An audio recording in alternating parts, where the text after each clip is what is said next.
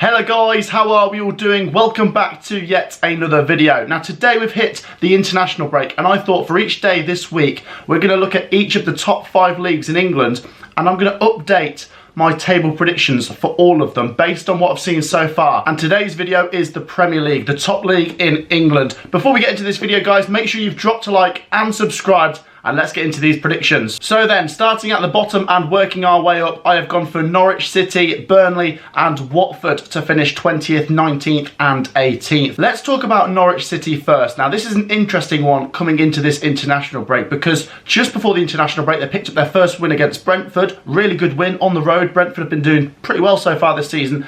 And then they go and sack Farke. And I'm not sure who they're going to bring in. At the time of recording this, I think Lampard's been linked with the job. It really could be anyone. But it does make me think, it could be different this time around with Norwich. Obviously, I think the squad depth and the quality still doesn't match up to some of the teams in this division. But you just think with a change in manager, could that mean a change in fortunes? I ultimately think that any manager that comes into this job has to have some expectation that they're going to go down and have to rebuild next season in the Championship for another stab at the Premier League. Because Norwich City at the moment are stuck in this spiral of going up and down and up and down, and they're just bouncing between the top of the Championship and the bottom of the Premier League.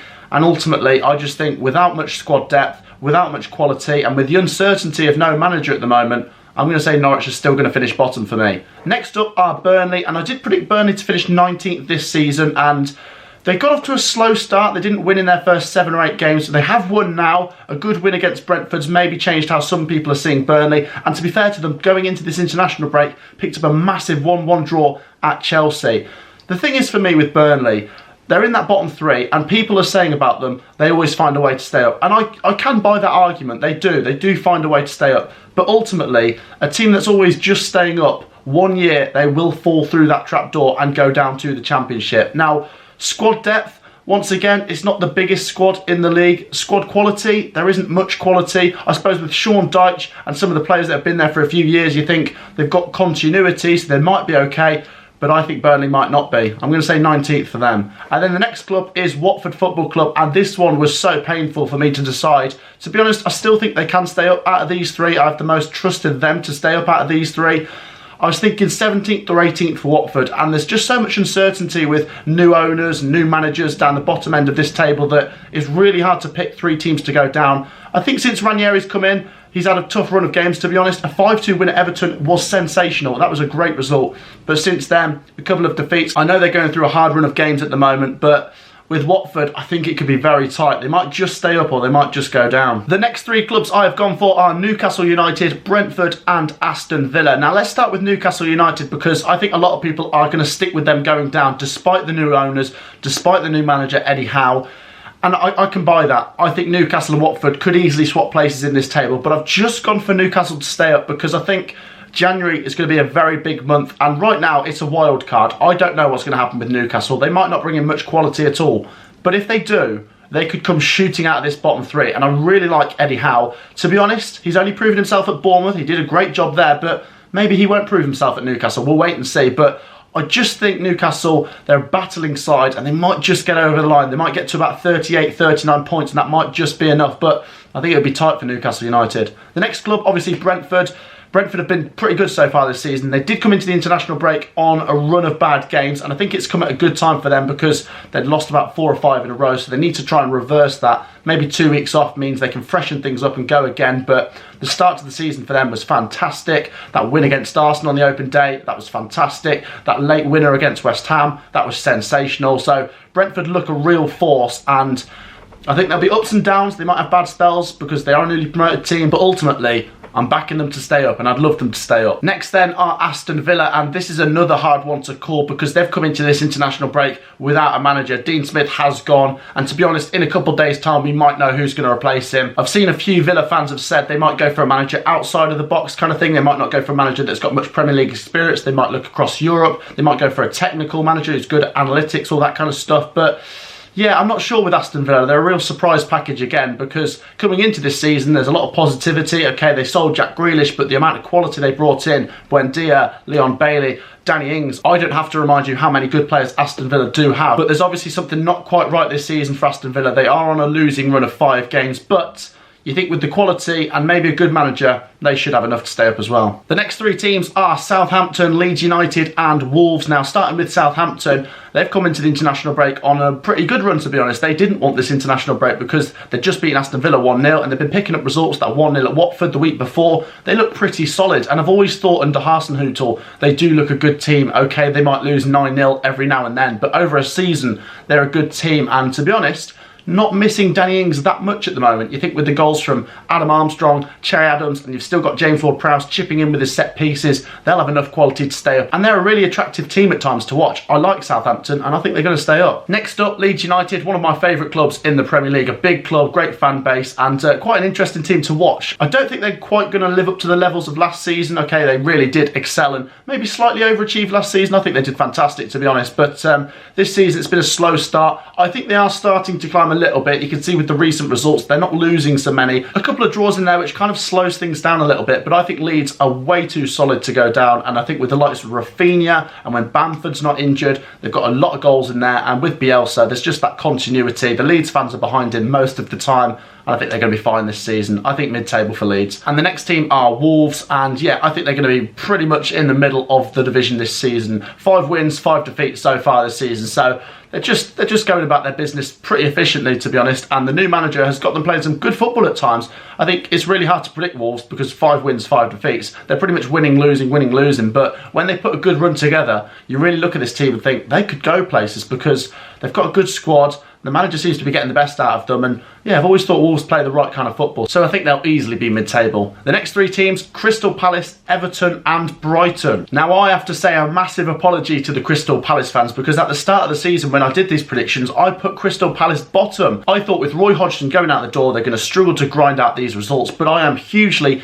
wrong, and I apologise to the Crystal Palace fans because Palace so far this season have been fantastic, and if it weren't for so many draws, they'd easily be in and amongst that sort of top 7 or 8. They've been really good to watch. Gallagher's fantastic, Benteke scoring goals, Edouard's scoring goals, Zaha's at his best again, and when the Palace fans are behind them, and with Vieira trying to get the best out of all their players, Palace look a real force and they can beat anyone on their day. They're looking really good. Everton, hit and miss from them, to be honest. You think with Benitez coming in that they should do better than they are, but I think we saw the same with Ancelotti. They can bring in a big name as manager but not quite get up to the levels that you think they should do. Okay, the Premier League is getting harder year on year. You've got teams like Leicester, Wolves, Brighton and Palace that are all trying to fight their way into that sort of top 8, top 10, and it means teams like Everton have to push even harder just to secure a place, which we expect them to be honest. I think they've got enough quality in that team, but they're just not being consistent enough for me to quite get into that top 8. So I'm going to leave Everton in 10th place. And in 9th place, Brighton and Hove Albion. I did originally predict them to finish 11th this season, but I've nudged them up a couple of places because of how good a start they've had.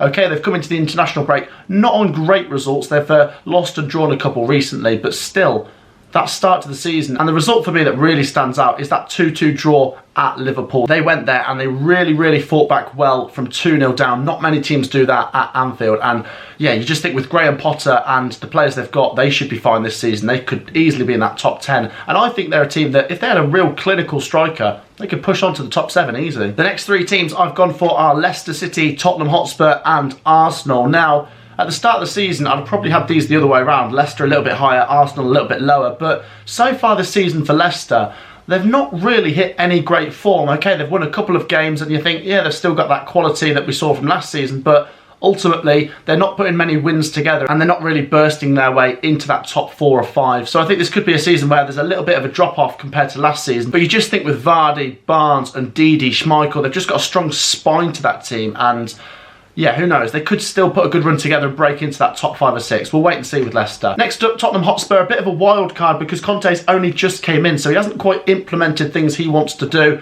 They will have to give him a bit of time. It might not be this season that things click for Spurs, but maybe next season. I think Conte is a good manager, but you've seen with Spurs before, they've had good managers in the likes of Pochettino and Mourinho, and it just doesn't click. Spurs really need something to work, because if this doesn't work with Conte, then you think to yourself, what manager is going to bring success to Spurs? You think they've still got a good team, and if they can get Harry Kane firing and get all these players to their best, like Heung-min Son, Dele Alli, then they should be good this season. But it's been a little bit flaky so far from Spurs, so I'm going to have them just below Arsenal. And speaking of Arsenal, I have put them in 6th. The form they're in at the moment is sensational, but what's interesting is after this international break they are playing Liverpool, and that is a big game where you think that's going to test what Arsenal are made of. And Liverpool, to be honest, have come into the international break with a couple of wobbly results, so Arsenal, if they smell blood, they could really go for it. But I think with Arsenal, you're looking at 5th or 6th. That would still be a massive improvement on last season if they can just get back into Europe. They're playing good football. Smith Rowe is fantastic. Aubameyang and Lacazette, when they are scoring, Arsenal are a strong team. And yeah, I like the core team of Arsenal. I think they're massively improved this season. Arteta's got them playing some really good football, and I think Arsenal will get into Europe this season. So then we come on to the top 5, and in 5th place, I've gone for Manchester United, believe it or not. Manchester United, who did start the season fairly well, and then there was all that positivity with Ronaldo coming in, Sancho coming in. Everyone thought, oh, Manchester United are going to be amazing, but even then, I didn't back them to win the league. I didn't back them to come 2nd. At the start of the season, I said 4th, and now I'm putting them 5th. I just think with Manchester United, they go out and buy superstars, and on their day, they can really switch it on. For 1 or 2 games, they could be one of the best teams in the league. But over the course of a season, I just don't think Manchester United are up to it, and maybe they would be, but without Ollie. It would be interesting to see how Manchester United would perform with all of these players if Ollie wasn't the manager. Is Ollie the problem, or is it the players? I sometimes think it's the players. They don't really play for him, but then Ollie sometimes just looks a bit clueless at the same time. Manchester United have conceded 17 goals in 11, which is the most out of any team in that top 10, which is a bit crazy for a team like Manchester United. I just think they're flaky at the back. I think they let in too many goals on their day. I've said before, Maguire, Shaw, Varane, Aaron Wan-Bissaka, that is one of the best back lines in the Premier League on its day. But Manchester United just aren't consistent enough for me. So yes, in 4th place, I have gone for West Ham United. They've come into this international break on a 3-2 win over Liverpool, and I thought they looked sensational, especially in that second half. They're deadly from set pieces, and they've won their last 4 games as well. West Ham aren't afraid of playing anyone. The only thing which could come back to bite them is they are fighting on all fronts at the moment. They're still in the EFL Cup. They've knocked out Manchester United and Man City. They're still going strong in the Europa League. They're easily getting through their group, and they're 4th, or I think they're 3rd in the Premier League at the time of recording this. So if they fight on all fronts, you could see in the second half injuries and fitness really hit West Ham. But I still think they've got a great squad. Declan Rice is one of my favourite Premier League footballers. Ogbonna, Zuma, and even Dawson is a really good backup centre-back. They've got some really good centre-backs there. Souček and Kufal, fantastic. Antonio's bagging goals, and the main man is David Moyes. He's doing wonderful things with West Ham United. When are they going to build his statue? In 3rd place are Liverpool, and I wasn't going to say this a couple of weeks ago, but I do think they're going to finish 3rd now, because the results coming into this international break are a little bit shaky for me. They let a 2-goal lead slip against Brighton at home. I know we've said Brighton are a good team, but if you want to win the league, you can't let that happen. And then they go away to West Ham, they lose 3-2. Once again, West Ham are a good team, but Liverpool, if you want to win the league, you've got to get something from these games. And I just think there's a little bit of weakness. I still think Liverpool are easily in that top 3 for me, which I think is Liverpool, Chelsea, Man City. It will be one of those 3 that wins the league, but I think they're a little bit wobbly at times. The Africa Cup of Nations could really hit them hard if they lose key players, and obviously if they get injuries as well to the likes of Salah, Van Dijk, then you really do think they're in trouble. But Liverpool still to have a strong season and finish 3rd for me. Next then, in 2nd place, I have gone for Chelsea with the best defence in the league. They are looking sensational and currently top of the league. At the start of the season, I predicted them to finish 3rd. I have just nudged them up to 2nd now. I do think they're going to go on to have the best defence in the league this season. They're just so solid. They don't let in many goals. And you think with Kante sat in front of that back line, it's just such a strong core to that team. So Chelsea are going to have a good season for me, but I just don't think they're going to win the title. Winning the league for me is going to be Manchester City. I did back them to win the league at the start of the season, and to be honest, they haven't been flawless. They have had a couple of dodgy results. They have lost and drawn a couple of games, but I think with Man City, they've won 3 of the last 4 Premier League seasons, and I always think they end the season stronger than they start it. So if they can just keep within touching distance of Chelsea and Liverpool, they always end strong and sort of surge over the finish line. So I think Manchester City are going to win the league. You just look at their squad. It's a joke, isn't it? Honestly, the amount of money that's been pumped into that team. De Bruyne, Bernardo Silva, and the thing is as well, they don't really have many clinical strikers, but the goals come from all over that team. So Manchester City win the league for me, hands down. So then guys, that wraps up my Premier League predictions. Let me know if you agree or disagree down in the comments. Make sure you've dropped a like on this video, subscribed if you're new, and I'll see you in the next one. Peace out.